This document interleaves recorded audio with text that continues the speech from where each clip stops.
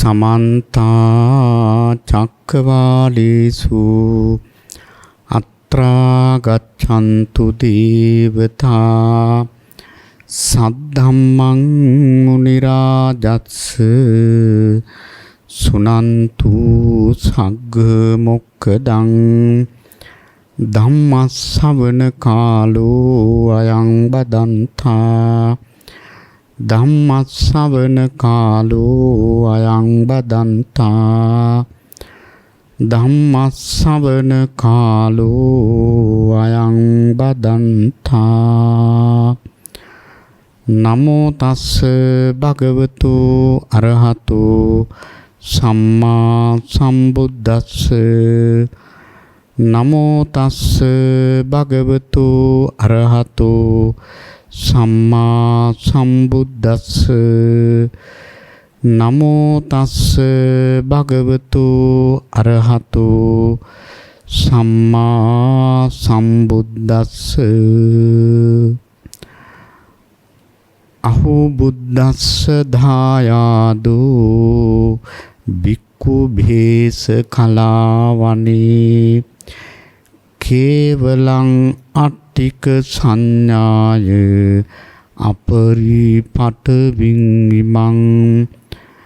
मन्योऽहं कामरागं सो किप्पमेव पहिष्यति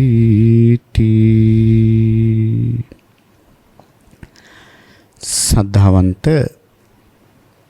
කාරුණික පින්නතුනි පින්වත් හැම දිනාම සූදානම් වන්නේ මහා කාරුණික ධර්මරාජානන් වහන්සේ ලොවට සැනසෙල්ල පිණිස දේශනා කොට වදාළ වටිනා දහම් පදයක් කාලය පමණින් ශ්‍රවණය කරන්නටයි පින්වත් හැම දෙනාගේම අපේක්ෂාව බලාපොරොත්තුව අද ධර්ම දේශනාවෙහි දායකත්වය බාර අරගෙන කටයුතු කරන්නේ මොරටුව කටුබැද්ද රෝලි පනාන්දු මාවතේ අංක 9 ඒ දරණ නිවසේ පදිංචි නොවැම්බර් 28 වන දින තම ජන්මදිනය සිහිපත් කරන වෛද්‍ය ඩිලන්ති සිල්වා මහත්මාව තමයි අද මේ ධර්ම දේශනාවෙහි දායකත්වයේ බාර අරගෙන කටයුතු කරන්නේ. ඉතින් පින්වත් වෛද්‍ය ඩිලන්ති සිල්වා මහත්මාවට පුණ්‍යවන්ත ජන්මදිනයක් වේවා කියන ආශිංසනයෙන් යුක්තව අපි මේ ධර්ම දේශනාව ආරම්භ කරනවා. පින්තුනි අද ධර්ම දේශනාව තුළින් පින්නතුල්ලාට අපි කියලා දෙන්නේ ඒ සඳහා මාතෘකා ස්ථානයේ තබා ගන්නට යෙදුනේ තේරගාථා පාළියේ සඳහන් වන දේශනාවක්. මේ දේශනාවෙහි නම තමයි සිගාල පිත දේශනාව. තේරගාථා පාළි කියන්නේ රහතන් වහන්සේලා තමන් පිළිබඳව දේශනා කරපු උදාන. මේ සිගාල පිතා කියලා කියන්නේ සිගාලගේ තාත්තා. ඉතින් එහෙමනම් මේ ස්වාමීන් වහන්සේ රහතන් වහන්සේ නමක් සිගාල පිත ස්වාමීන් වහන්සේ. සිගාල පිත කියලා කියන්නේ ඇත්තටම මේ රහතන් වහන්සේ තන් ගිහි කාලේ විවාහපත් වෙලා ළමයි එහෙම හිටපු තාත්තා කෙනෙක්. ඒ ළමයින්ගෙන් සිගාල කියන පුත්‍රයා බොහොම ප්‍රසිද්ධයි. ඒ වගේම සමාජයේ කැපී පෙනිච්ච කෙනෙක්. ඒ නිසා සිගාලගේ තාත්තා කියලා තමයි හඳුන්වන්නේ. දැන් බලන්න සමහර වෙලාවට තාත්තලාම පුංචි කාලේ දරුවන් හඳුන්වන්නේ අහවලාගේ පුතානි මේ කියලා නැත්නම් අහවලාගේ දුවනි මේ කියලා හඳුන්වන්නේ.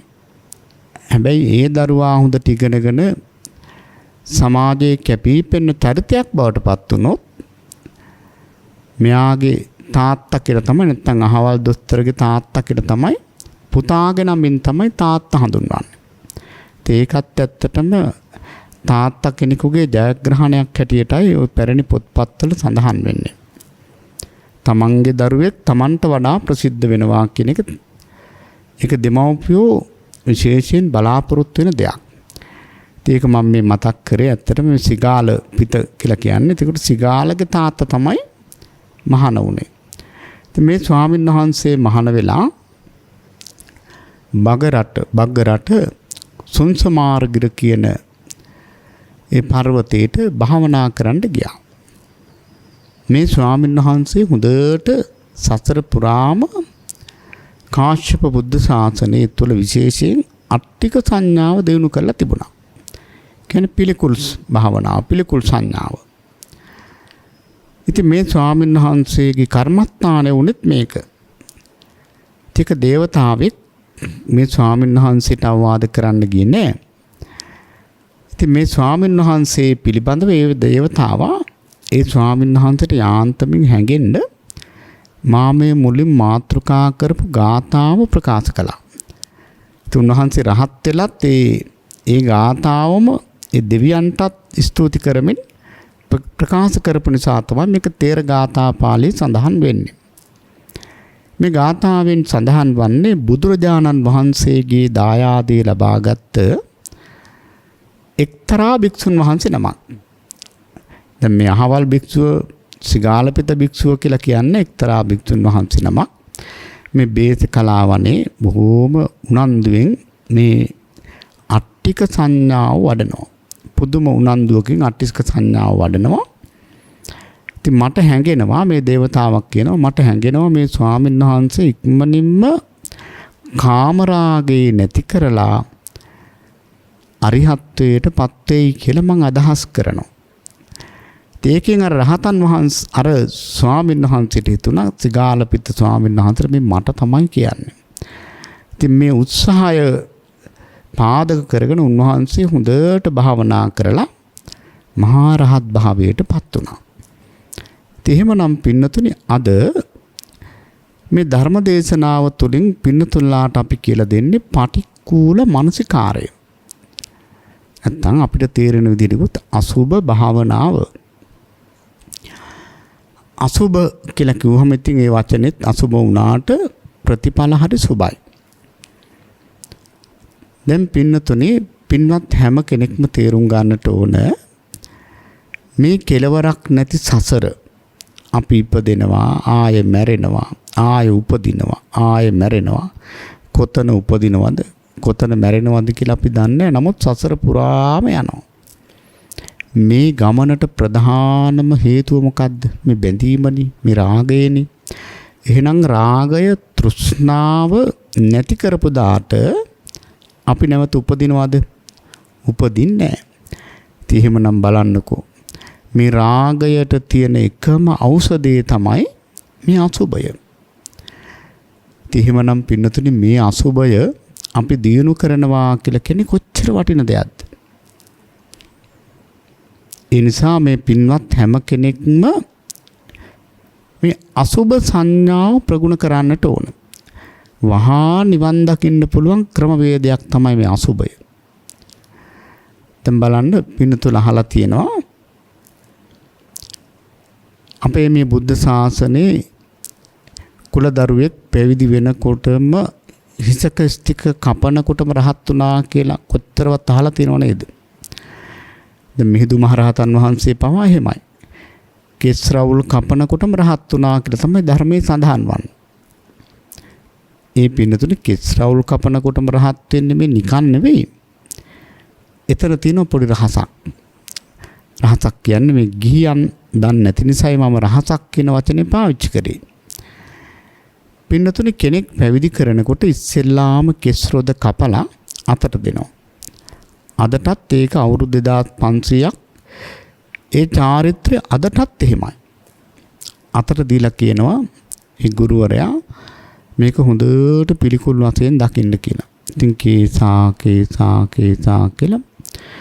ඉතින් අර නවක පැවිදි භූමියටපත් වෙන්න අර උපාසක තැන අර කෙස් පටික්කුල වශයෙන් දකින්න අර කෙස් රවුල් ටික බානකම්. සමහර විට කෙස් රවුල් බාලා විරණකට උන්වහන්සේ රහතන් වහන්සේ නමක්. ඊළඟට පින්නතුනි ඔන්න දැන් පැවිදි කරන්න ආචාර්යවරයා ගාවට එක්කන් ගියාම ආචාර්යවරයා චූරුපටිය කරට දානවා. කරට දාලා ඉස්සෙල්ලාම දෙන කර්මස්ථානේ මේකනේ. මොකද්ද වෙන්නේ? ඒ ආචාර්යවරයා මේ තච පංචක කර්මස්ථානේ කියවනවා. පින්නතුල ඔය පැවිදි පින්කම් වලට එහෙම ගිහිල්ලා තියෙනවනේ මේක දැකලා ඇති අදටත් කේසා ලෝමා නකා දන්තා තචෝ ඔය විදිහට අනුලෝම ප්‍රතිලෝම අර නවක පැවිද්දාලවා කියවනවා. මොකද මේ තෘෂ්ණාව නැති කරන්නයි මේ මහාන වෙන්නේ. එහෙම කෙනාට අවශ්‍යම කර්මස්ථානය තමයි අසුබ කර්මස්ථානය. ඊළඟට මේ දේශනාවට එන්න කලින් තවත් දෙයක් විශේෂයෙන්ම කියන්න ඕන. බොහෝ දෙනෙක් හිතාගෙන ඉන්නවා මේ අසුබය කියන එක ගිහි ජීවිත ගත කරන අයට හොඳ නෑ කියලා. ඒක වැරදිම වැරදි අදහසක්. එහෙම එකක් කොතනවත් ධර්මයේ නෑ. ඉතින් සාමාන්‍ය පුතත්ජනයා හිතාගෙන ඉන්නේ මේ ගිහි ජීවිත ගත කරන්න හොඳට රාගය අවශ්‍යයි කියලා. මේක වැරදි අදහසක්. පින්නතුනි අද මේ යන තත්ත්වෙත් එක්ක ඇත්තටම ගිහි ජීවිත සාර්ථක වෙන්න නම් අසුබය දිනු කරන්න ඕන. ඉතින් එහෙමනම් මේ අසුබ නේ දිනු කරන ක්‍රම රාශියක් තියෙනවා. අපි ප්‍රධාන වශයෙන් ක්‍රම දෙකකට ගත්තොත් පින්නතුල්ලා අහලා තියෙනවා සවිඥානික අසුබය අවිඥානික අසුබය. අපි මුලින්ම ගමු සවිඥානික අසුබය. ඒ කියන්නේ අපේ මේ ශරීර කූඩුවේ තියෙනවනේ බුදුරජාණන් වහන්සේ වදාළ කොටස් 32කට උන්වහන්සේ මේක කැඩුවා.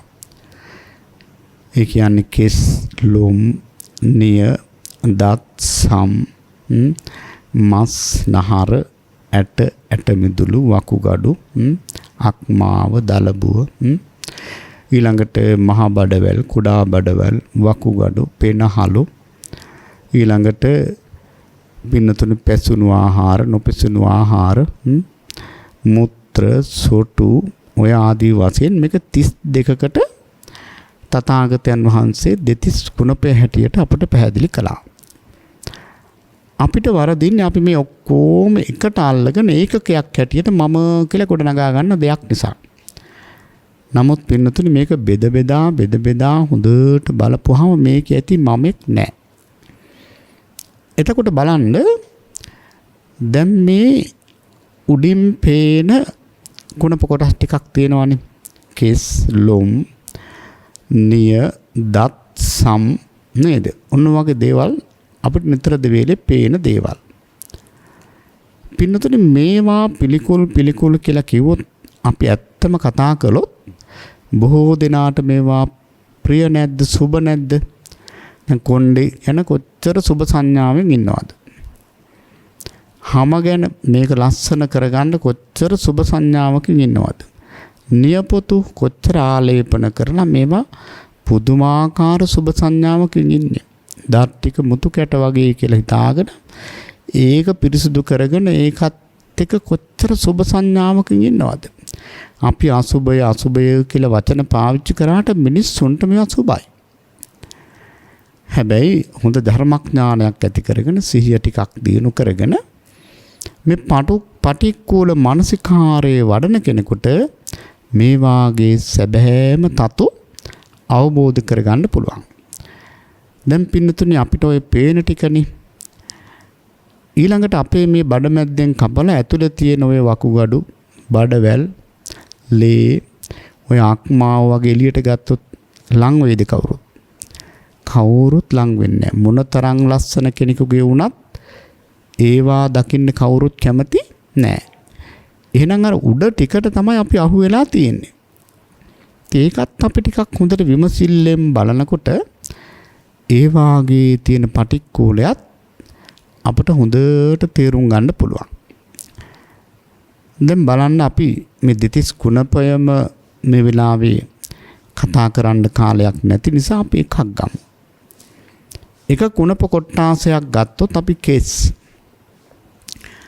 කෙස් ටික ගත්තාම පින්නතුනේ අපට ඕක ආකාර කීපයකින් බලන්න පුළුවන් ඕකේ තියෙන පිළිකුල. එතකොට ඔය මේ කියන ආකාර කීපයෙන්ම මේ දෙතිස් කුණපයම කෙනෙකුට බලනකොට මේක එපා වෙනවා. පුදුම කලකිරීමක් ඇති වෙනවා. මේ කලකිරීම කියනකොට සමහරු හරි බයයි. නෑ කලකිරෙන්න ඕන. නිබ්බිදාව ඇති වෙන්න එපේ. කලකිරුන් නැත්තම් පින්නතුනේ අපිට නිදහස් වෙන්න පුළුවන්ද? නිදහස් වෙන්න බෑ. එහෙනම් මේ පංච උපාදානස්කන්ධය පිළිබඳව අවබෝධයෙන්ම කලකිරෙන්න ඕන. ඒක ටික නිබ්බිදාව. එතකොට දැන් බලන්න දැන් මේ අපි කියන්නේ අපේ ශරීරයේ තියෙන කොටස් පිළිබඳව සවිඥානික අසුභය ගැන මේ කතා කරන්නේ. ඒතර මේ කෙස් වර්ණ සංඨාන ගන්ධේහි ආසතෝ කාසතෝ තත. ඔය විදිහට ධර්මයේ සඳහන් වෙනවනේ. මේ කෙස් ටික ගත්තාම අපි බලන්න ඕනේ වර්ණ වශයෙන්. වර්ණ වශයෙන් මේක පිළිකුල්. දැන් බලන්න කෙස් වර්ණ වශයෙන් කාල වර්ණේ ඊළඟට පින්නතුනේ සමහරුන්ගේ කළුයි සමහරුන්ගේ තඹ පාටයි මඩ පාටයි මලකඩ පාටයි නේද සුදු පාට වෙනවා. ඉතින් කොහොමත් ධර්මයේ සඳහන් වන්නේ කන්නහන් ධම්මං විප්පහාය සුඛම් භාවේත පඬිතෝ. කළු ධර්ම කියලා කියන්නේ අකුසල ධර්ම වලට බුදුරජාණන් වහන්සේ. සුදු ධර්ම කියලා කියන්නේ කුසල ධර්ම වලට. ඉතින් ඒ අංශයෙන් බැලුවත් මේ වර්ණ වශයෙන් මේක අපිට අල්ලන්න දෙයක් නැහැ. ඒක හරි පිළිකුල්. මේකෙස් ඊළඟට පින්නතුනේ සංඨාන කියලා කියන්නේ පිහිටි තැන් වශයෙන් නැත්තම් සටහන් වශයෙන්. සටහන් වශයෙන් කියලා කියන්නේ දැන් මේ ඔළුවේ තියෙනකන් ඇත්තටම අපිට මේක ප්‍රියයිනේ. නමුත් බලන්න අපි කොහේ හරි ගිහිල්ලා ගෙදරකට ගිහිල්ලා පුටුවක වාඩි වෙන්න හදනකොට මේ පුටුවේ තැන් වල කෙස් ගස් තියෙනවා අපිට පිළිකුලක් ඇති වෙන්නේ නැද්ද? ඇති වෙනවා. අපි කෑම කනකොට අපේ බත් පිගානේ කෙස් ගහක් තිබුණොත් අනේ මගේ අම්මගේ කෙස් ගහනේ කියලා අපි ඔක ලෙව කනවද?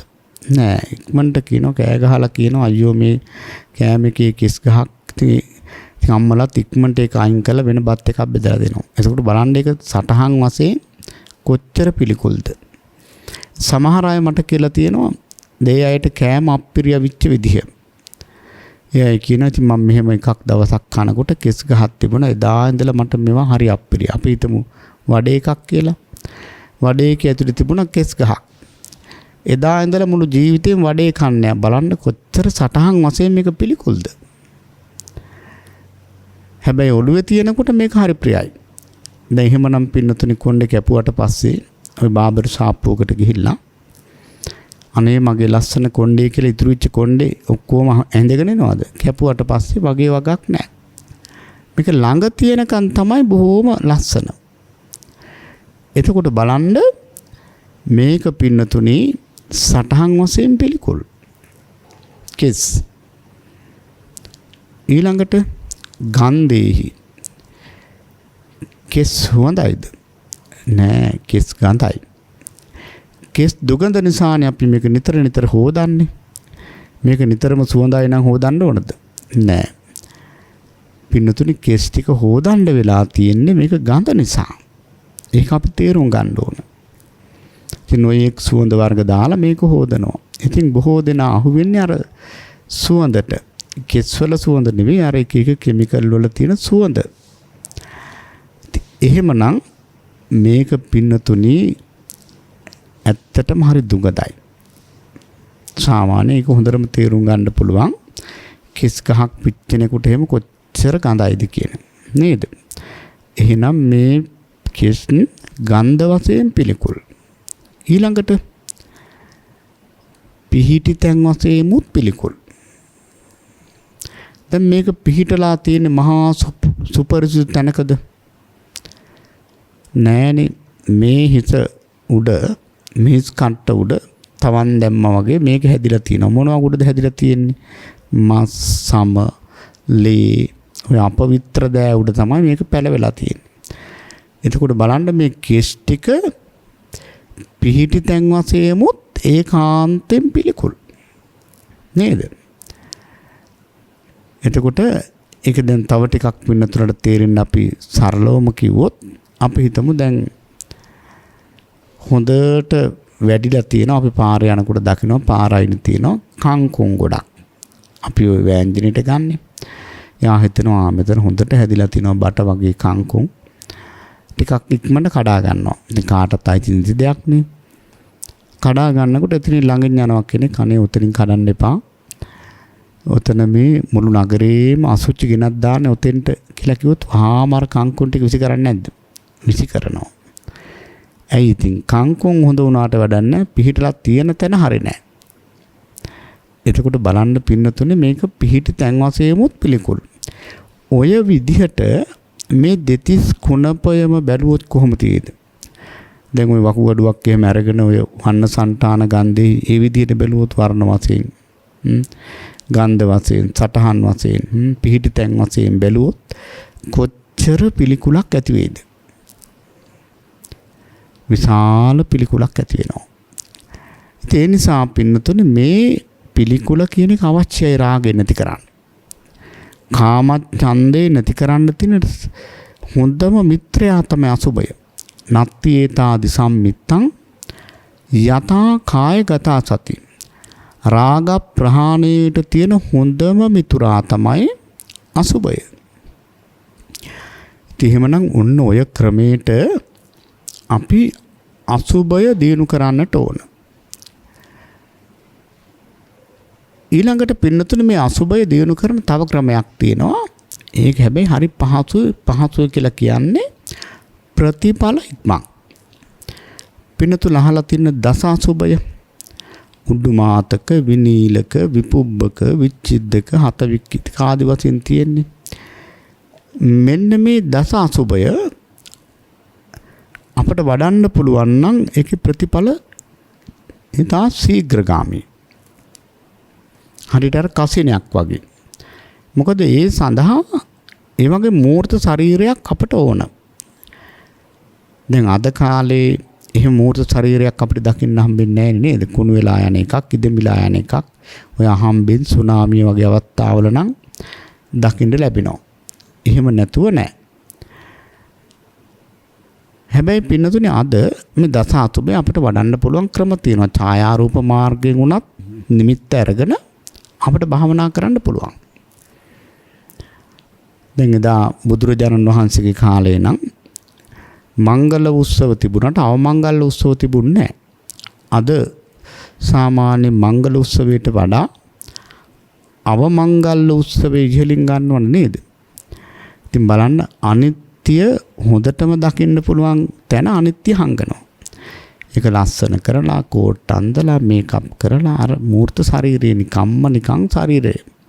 දරකඩක් වගේ ශරීරය නොයෙක් විදිහේ ඔය උඩරට මල් වලින් සරසලා ලයිට් දාලා ඒක දැක්කහම අනිත්‍ය සංඥාවක් එනවද? කීයටවත් එන්නේ නැහැ නේද? ඔය මිනිස්සු මලගෙවල් වල ගිහලා බොහොම ලස්සනට ඉඳලා එනවා. ඊළඟට මලමිනියේ තියෙන වටිනාකමක් වෙනවා නේ දැක්කහම නිදාගෙන ඉන්නවා වගේ. එතන බලන්නේ නිත්‍ය සංඥාව. අනිත්‍ය දකින්න තියෙන හොඳම තැන. නමුත් එදා කාලේ කෙනෙක් මරුණාම ඉතින් අර විදිහට තමයි කැලේට ගිහින් දානවා මේක ඉද වෙනවා කුණු වෙනවා ඔක්කොම අවස්ථා ටික දැක් ගන්න පුළුවන්. ඉතින් අපි ඒකට දොස් කියලාවත් ඒකට එක ඒවා කියනවා නෙවෙයි. ඉතින් කාලානුරූපව අද ඉතින් කෙනෙක් මරුණාම තැන් වලට ගිහින් දාන්න විදිහක් නැහැ. හැබැයි පින්නතුනේ අපි එක දෙයක් කරනවා නම් දැන් මේ බණ අහනකොට හැම ප්‍රතිඵලයක්ම අපට ලැබෙන්න ඉපේ. එහෙමනම් මේ බණහන අය අදිෂ්ඨාන කරගන්න ඕන අනේ මගේ මරණ නම් ඔය දවස් ගණන් තියාගෙන මහා ලොකු දේවල් කරන්න එපා. බොහෝම සරලව මරණ සහතිකේ ගන්නකම් විතරක් තියාගෙන ඊට පස්සේ ඒ සඳහා යම් කිසි මුදලක් දරුවෝ වියදම් කරන්න කැමති නම් ඒකෙන් දුප්පත් මිනිස්සෙකුට ගයක් හදලා දෙන්න ඒක මට වටිනවා කියලා අන්තිම කැමැත්තට මේ මව්පියෝ ලියන්න ඕන. එතකොට පින්නතුනි බලන්න තමන් මැරුණත් තමන් නිසා කෙනෙක් ලස්සනට ජීවත් වෙනවා. ඉතින් මේ බොරුවට ලක්ෂ ගණන් පින්නතුනි පුච්චලා දානවා කියන්නේ හරි අපරාධයක්. ඉතින් ඒක මම මේ කිව්වේ භාවනාවට පරිබාහිරව කාරණයක්. ඉතින් මේවත් අපේ ජීවිතවලට සම්පූර්ණ වෙන්න ඕන. හැබැයි දැන් මේ කොරෝනා උවදුර නිසා බොහෝ දෙනා ඒක ටිකක් හුරු කරගත්තා. දැන් මේ අවසන් කටයුතු ඉතා ඉක්මනින් කරන්නට සිද්ධ වෙච්ච වපසරයක් සකස් වුණා. ඉතින් මේවා දිගටම පවතිනවා නම් හරි වටිනවා. ඉතින් එහෙමනම් දැන් අපේ මේ භාවනාවට පින්නතුනි අපිට ගන්න පුළුවන් දැන් මේ දස අසුබය අවසාන අසුබය තමයි අට්ටික සංඥාව. අට්ටික සංඥාව කියලා කියන්නේ ඉතින් හරියට දැන් අපේ මේ ශරීරය කුණු වෙලා ඔක්කොම වෙලා ඉතුරු වෙන්නේ මොකද්ද? ඉතුරු වෙන්නේ සෝංකත වගේ මේ ඇට සැකිල්ල. මේ ඇට සැකිල්ල අරමුණු කරගෙන අපිට භාවනා කරන්න බැයිද? පුළුවන්. මේ ඇට සැකිල්ල අරමුණු කරගෙන අපට ප්‍රබල කර්මස්ථානයක් දිනු කරන්න පුළුවන්. ඒ සඳහා පින්නතුනේ නිමිත්තක් අවශ්‍ය කරනවා. නිමිත්ත කියලා කියන්නේ අපිට දකින්න ඕන. ඒක නෙවෙයි ස්වාමීන් වහන්සේලා එහෙම ඔය මෝචරි වලට ගිහලා මිනි කපනවා බලන්න. මොකද මේ අසුබ සංඥාව හොඳට ග්‍රහණය කරගන්න. නැත්නම් අපට තියෙන්නේ මේ සංඥා විපල්ලාසයක්නේ. වැරදි විදිහට හඳුනා ගැනීමක් තමයි අප තුළ තියෙන්නේ. අපි ඒකත් විශේෂයෙන්ම දැනගන්න ඕන. දැන් අසුතවත් පුතත්ජනයා ඒ කියන්නේ ධර්මයේ හරියට ලැබිච්ච නැති කෙනා සද්ධානුසාරී ධම්මානුසාරී තත්වයට පත්වෙච්ච නැති කෙනා පින්නතුනි ඉන්නේම සංඥා විපල්ලාසයෙන් වැරදි සංඥාවෙන් ඉන්නේ. සංඥාව කියන්නේ හඳුන ගන්නවා කියන එකනේ. හඳුන ගන්නේම වැරදි විදිහට. ඒ කියන්නේ අනිත්‍ය දේ නිට්ටය හැටියට හඳුන ගන්නවා. දුක් දේ සැප හැටියට හඳුන ගන්නවා. අනාත්ම දේ ආත්ම හැටියට හඳුන ගන්නවා. මෙන්න මේ අසුබ දේ සුබ හැටියට හඳුන ගන්නවා. දැන් බලන්න මේ අනිත්‍ය කියන එක මේ ලෝකේ ගත්තාම අවිඥානික සවිඥානික සියලු දේවල් නිට්ටයද? නිට්ටය නෑනේ. කිසිම දෙයක් නිට්ටය නෑ. දැන් බලන්නකෝ අපි පරම්පරා ගත්තොත් අපේ අම්මා තාත්තා ඒ අම්මගේ තාත්තා දැන් පේන්න ඉන්නවද? කවුරුත් නෑ අනිත් වෙලා ගිහිල්ලා. ඒතකොට අපිටත් ඉතින් ඒ ලක්ෂණයට ඒ කාන්තෙන් මම මේ ඕලාරික වශයෙන් කියන්නේ නැත්තම් සනයක් පාසාම මේක ඉතින් වෙනස් වෙනවා. ඉතින් එහෙමනම් මෙන්න මේ සංඥාව අපිට සක්සුදක් වගේ පැහැදිලි.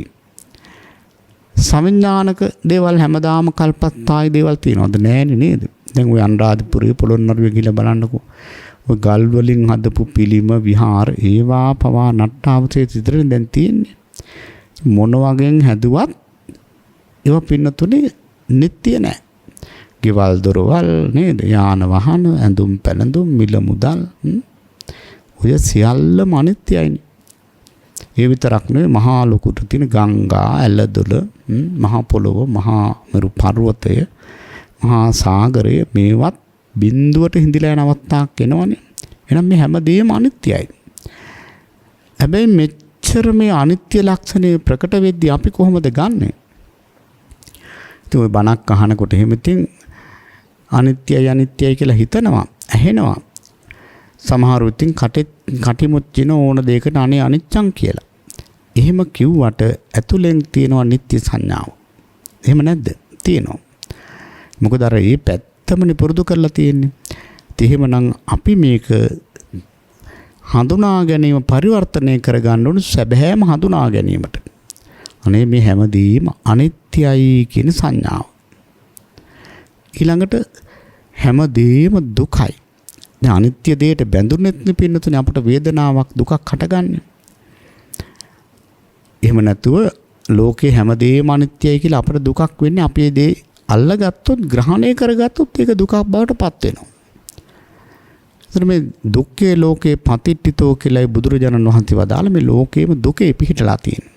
එනවා යථාර්ථය අපි තේරුම් ගන්න ඕන. ඊළඟට පින්නතුනේ අපි වරද්දාගත්ත සංඥාවක් තමයි අනත්ත් සංඥාව. ඒ කියන්නේ ආත්ම සංඥාවෙන් අපි කොච්චර වුණත් ඉන්නේ. කවුරුත් ඔය අනිත්‍ය ලක්ෂණය වුණත් ටිකක් කිව්වට හිතුවට මම කියන එක නම් අතහරින්නේ නැහැ. ඒකනේ අම්මලා අහන්නේ අනේ ස්වාමීන් වහන්සේ මොනවා අතහැරියත් මම කියන සංඥාව තමයි ගලවන්න අමාරු. සක්කාය දිට්ඨියයි කඩන්න අමාරු. ඒක සැබෑව. සක්කාය දිට්ඨිය කඩනවා කියන එක ලේසි වැඩක් නෙවෙයි. ඒ සක්කාය දිට්ඨිය කඩන්න පින්නතුනේ අනිවාර්යෙන්ම අපි මේ හඳුනා ගැනීම මුලින්ම සුතමේ ඥානෙ. ඒ කියන්නේ බණ අහලා මේක ඇත්ත අපි තේරුම් අරගෙන මෙතන මමෙක් නැහැ. මම කියලා කෙනෙක් මගේ කියලා දෙයක් නැහැ. මගේ වසඟේ පවත්වන්න පුළුවන් කිසිවක් නැහැ. එහෙම තියනවාද? දැන් අපේ වසඟේ පවත්වන්න පුළුවන් නම් අපේ මේ ශරීර කූඩුව කීයටවත් වයසට යන්න දෙයිද අපි? නෑනේ. නේද? මට ඕන විදිහට මේ මුහුණ පවතින්න ඕන කියලා එහෙම තියාගන්න බෑ. මගේ කොණ්ඩේ මගේ කිසිම දෙයක් බෑ. බාහිර දේවල් ගැන කවර කතාවද? එහෙනම් මේ වසඟේ පවත්වන්න බැරි දෙයක් මම කියලා ග්‍රහණය කරගෙන ඉන්නවා ආත්ම සංඥාව. ඒක වැරදි අදහසක් නෙවෙයිද? වැරදි හඳුනා ගැනීමක් නෙවෙයිද? වැරදි හඳුනා ගැනීමක්. අන්න සංඥා විපල්ලාසය. ඊළඟට ඔන්න දැන් අද අපි මේ කතා කරන අසුබය. අසුබ දේ අපි අල්ලගෙන ඉන්නේ සුබයි කියලා.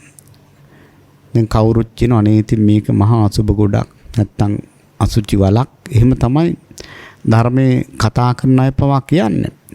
හැබැයි බොහෝ දෙනෙකුට කොච්චර වුණත් මේක සුබයිනේ.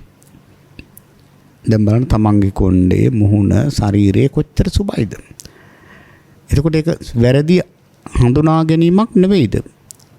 වැරදි හඳුනා ගැනීමක්. එහෙමනම් පින්නතුනි අපි මේ ප්‍රථමයෙන්ම ප්‍රාථමික වශයෙන් සුත්තමේ ඥානෙ බණ අහලා මේ ඇත්ත අපි දැනගන්න ඕන.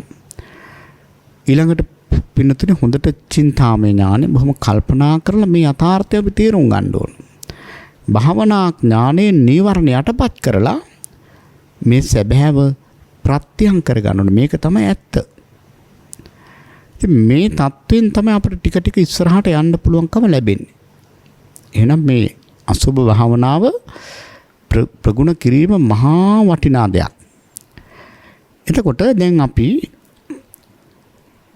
දැන් මේ දස අසුබ වලින් අපි අවසාන අසුබය නැත්නම් අට්ටික සංඥාව ගත්තොත් අපි ඇටසැකිල්ලක් දිහා බලාගෙන තමයි මේ භාවනාව කරන්නේ.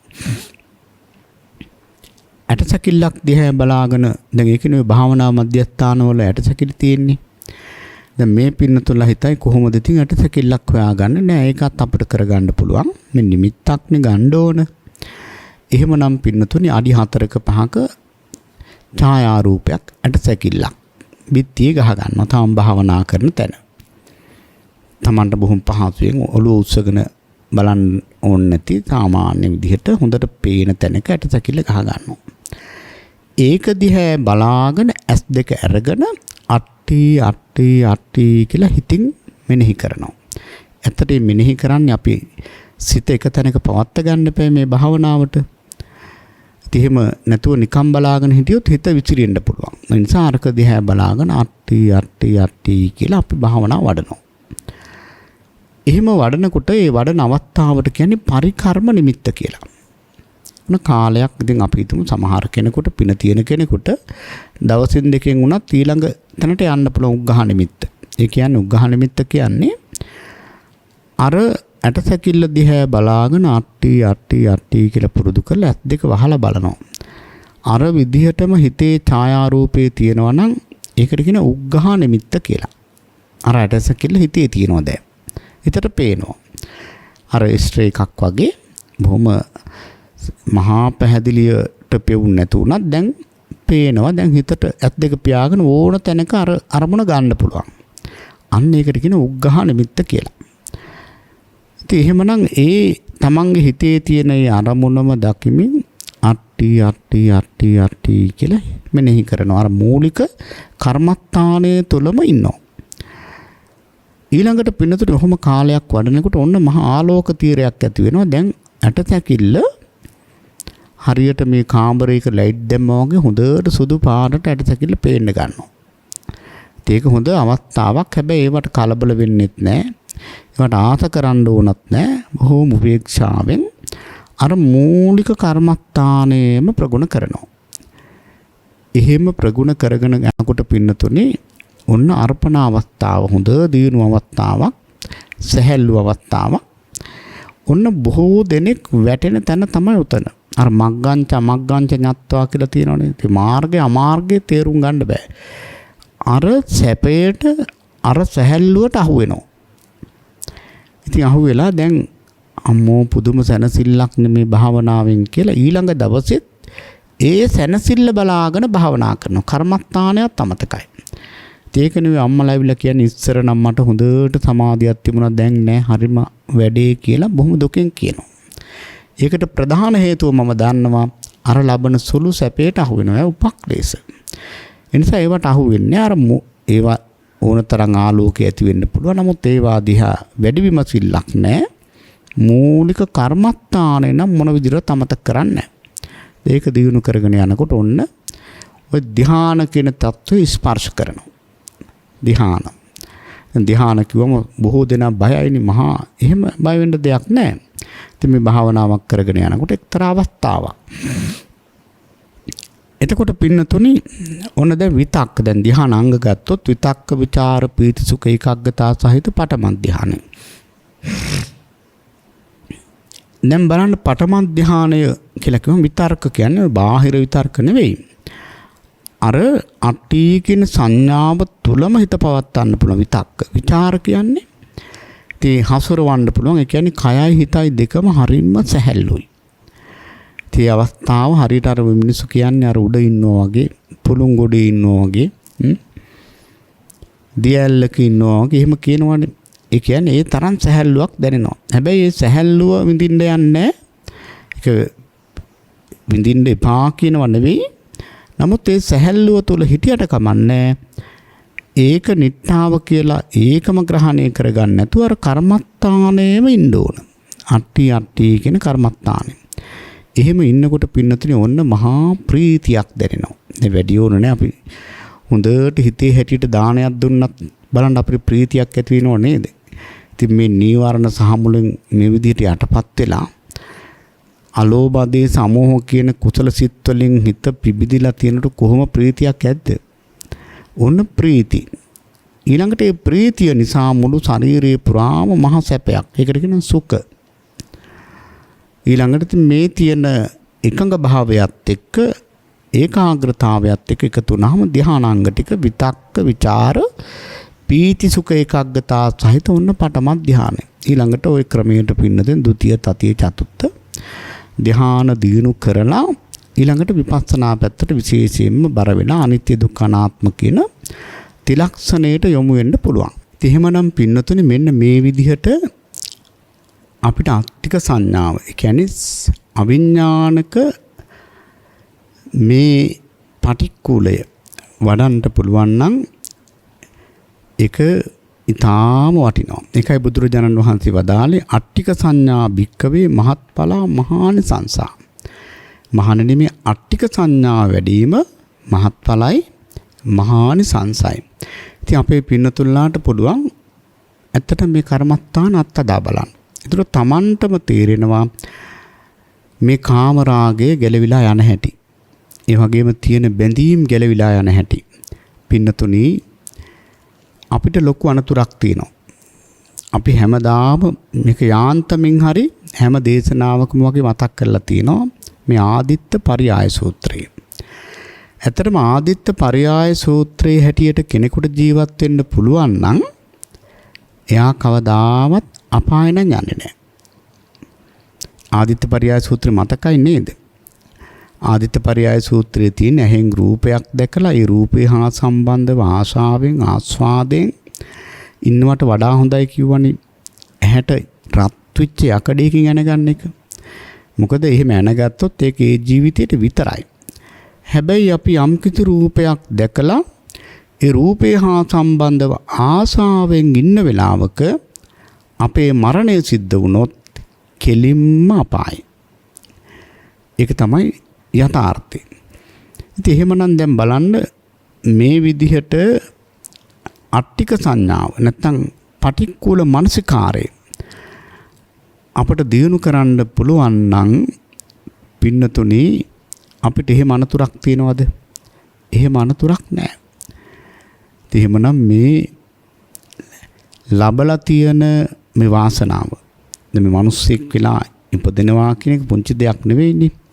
ඉතින් මෙතනින් පහලට වැටෙන්න තියෙන අවස්ථා බොහෝම වැඩි. ඉතින් එහෙමනම් මේ තැන රැකගෙන මේ තුලින් මේ ඉන්න තැන ඉඳලා යථාර්ථයට යනවා කියන එක ලෙහෙසි වැඩක් නෙවෙයි. ඉතින් ඒ සඳහා පුදුම පිළිසරණක් රැකවරණයක් ලැබෙනවා මෙන්න මේ අසුබ සංඥාව දිනු කිරීම තුළ. එහෙමනම් මෙන්න මේ භාවනා දෙක ඇලීම් ගැටීම් දෙක නැතිකරන්න මේ ඇලීම නැතිකරන්න අසුබයත් ගැටීම නැතිකරන්න මෙන්න මේ මෛත්‍රියත් අපි පුරුදු කරනවා නම් අපිට තියෙන ප්‍රධාන ගැටලු දෙකක් අපිට ගලව ගන්න පුළුවන් නැති කර ගන්න පුළුවන්. එහෙමනම් පින්වත් හැමදෙනාම මේ දේශනාව තමන්ගේ ජීවිතයට ගලප ගන්නට ඕන. මේ තුලින් මම දන්නවා ඒකාන්තයෙන් පින්නතුල්ලාට සාන්දෘෂ්ටිකව පුදුම විදිහට ප්‍රතිඵල ගන්න පුළුවන් කර්මස්ථානයක්.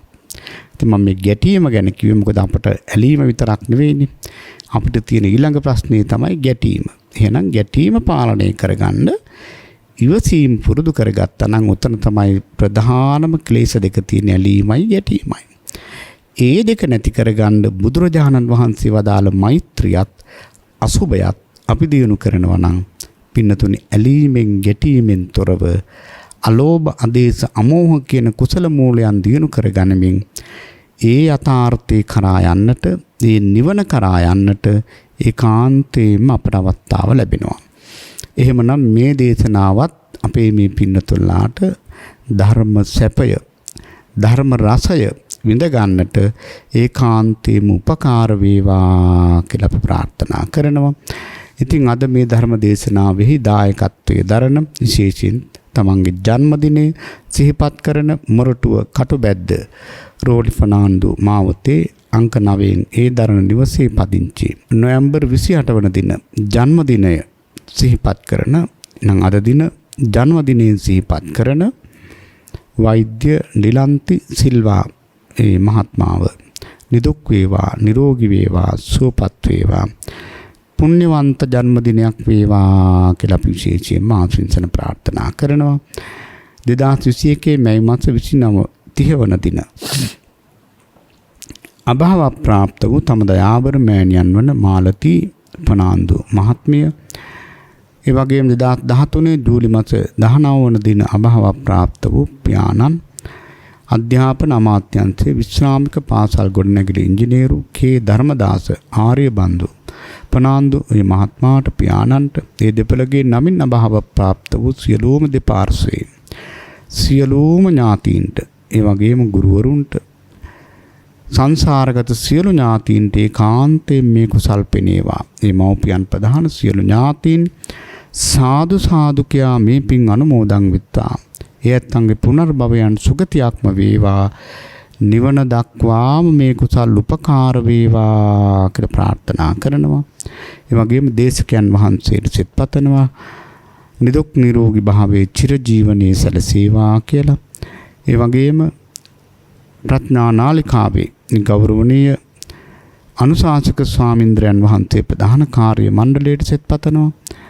ඒ වගේම පින්කමට බොහෝසේ උදව් උපකාර කළ ඒ තම පුත්‍රයා වන නන්දුල සිල්වා මේ මහත්මාට විශේෂයෙන් ආශිර්වාද කරනවා.